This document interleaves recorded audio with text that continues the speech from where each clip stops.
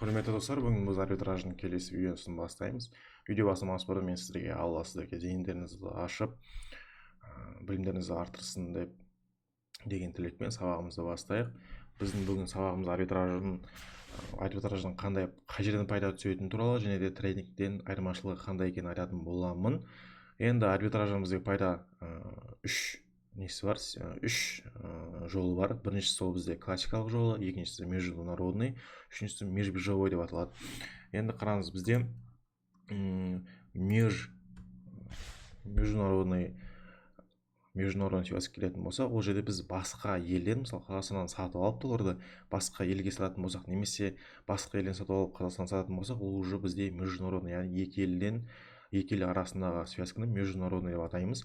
Мысалы, ол кезде кейбір адамдар ол международный связканы қолмен іздейді, кейбіреуі және арнайы программаларын дейді, мысалы мониторинг программасы арқылы сияқты. Мысалы, ана жерге сіз долларды таңдайсыз да, сосын сол шетелдің банктерін таңдайсыз. Сосын сізге арнайы запрос басқан кезде осындай қандай связкалар бар екенін көрсетеді. Мына жерде мысалы 5% көрсетіп тұр, спред. Яғни спред дегеніміз ол арбитраждан түсетін пайданы спред деп атайды. Спред пайда сіздерге процентпен есептеледі. Мысалы, миллионнан 2%-ын сіз долларды арзан алып қымбаттатқан кездегі пайда пайызбен есептеледі. Мысалы, мына жерде 5% деп тұр, комиссиямен 2% пайда сізге түсетін болады. Ол жерде ручной, мысалы, мына жерге валютаны лира деп таңдайсыз, сосын мына жерге қарайсыз и ақырындап, мысалы, сізде басқа елдің, осы елдің карточкасы болуы мүмкін, немесе сіз Халықбанк, немесе Банк Центр кредитпен международный перевод жасап, сатып алсаңыз болады, немесе сатсаңыз болады. Сатып алған кезде бұл кісіге жазасыз, менде басқа карта арқылы мен сізге жіберемін, рұқсат бар дейсіз, рұқсатын беретін болса, сіз конвертациясын жасап, ақшасын жіберетін боласыз. Енді классикалық келетін болсақ, ол осы Қазақстан ішіндегі связкаларды атайды. Мысалы, астына жерге продать деген жерге, мысалы, миллион теңгеге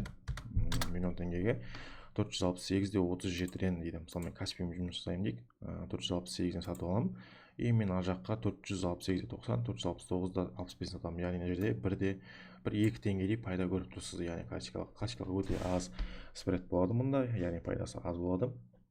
Бір ел ішіндегі связканы классикалық связка деп атайды. Енді межбиржевойға келетін болсақ, межбиржевой связкада бізде басқа биржаны қолданамыз. Мысалы, негізі P2P платформалар көп, связка деппін ғой, арбитраж жасайтын платформалар көп. Мысалы, Bybit, Binance, OKX, Bitpapa, тағы да өте көп келеді. Солардың біреуінде қайсында сізде арзанға теңгеге, басқа валютаға доллар сатып аласыз, оны мысалы Binance-ға сатасыз. Оны бізде междубиржевой арбитраж деп атайды.